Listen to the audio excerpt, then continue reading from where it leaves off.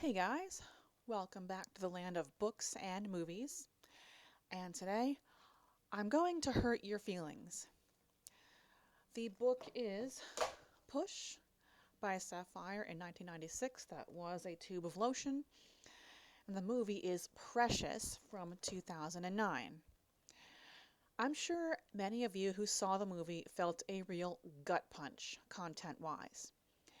When it came out, I saw the trailers from the movie, and the impression I got was of a girl who was dreaming big from a very small position. Then I watched it on Netflix for the first time while recovering from my first heart surgery, and I saw all the domestic violence among other major taboo content, and I was gut punched. That was 13 years ago. Then I find out that this book exists, and I read it. And let me tell you, the movie will not prepare you. This was an excruciating read, which means the writer did a knockout job. But I had this book with me at work for my breaks, and I almost felt like I had to be watchful of anyone who might glance at the page from over my shoulder or read over my shoulder because the language is very offensive and the content will turn your stomach. In summation, all of it is watered down from book to movie. There is your trigger warning. The book reads the way the opening credits in the movie are written, phonetically. So it takes a minute to get the gist, but once you do, it's cruelty, vulgarity, and suffering from start to finish. Everything in the book is in the movie, just watered down, but the only additions made to the movie that weren't in the book were Clarice's daydreams of fame, glamour, and love that just seemed to keep her going. Those were the elements from the previews that told me this was a movie about never giving up, which it is. I just didn't know the extent at the time.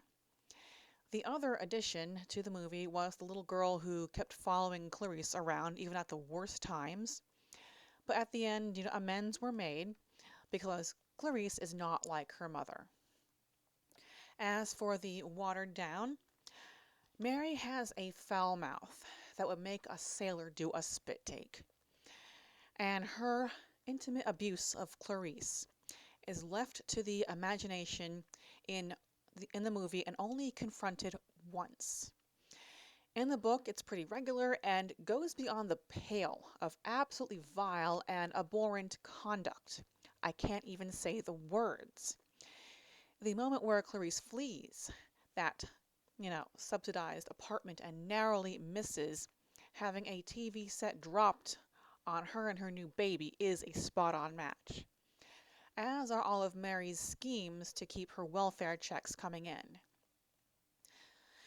Even how Clarice's first child is described as painful to read and a match from book to movie.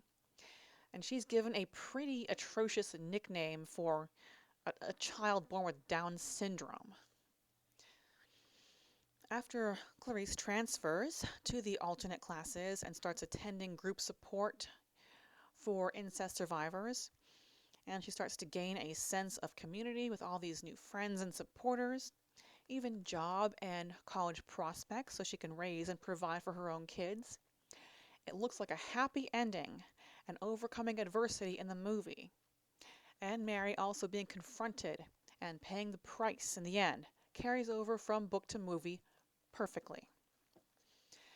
There is just one shoe left to drop in the book that makes everything so bleak. And it's one more example of how people suck and life really isn't fair. In the movie, Clarice just gets the news that her father is HIV positive. On the book, Clarice also finds out that she is too, which in 1987 is a death sentence and social stigma. So this was just bleakness all around, but hey, she's no quitter. I'm sorry if all this just really depressed you. It depressed me. The book pulls no punches and just dumps on your faith in humanity. And that is all for Push. and precious. Please don't forget to smack the like button since you can't reach through the screen and smack me. Leave a comment, share, subscribe, hit up my sponsor in the description. It all really helps me keep this channel going. And as always, I thank you so much for watching, and we'll see you again next book and movie.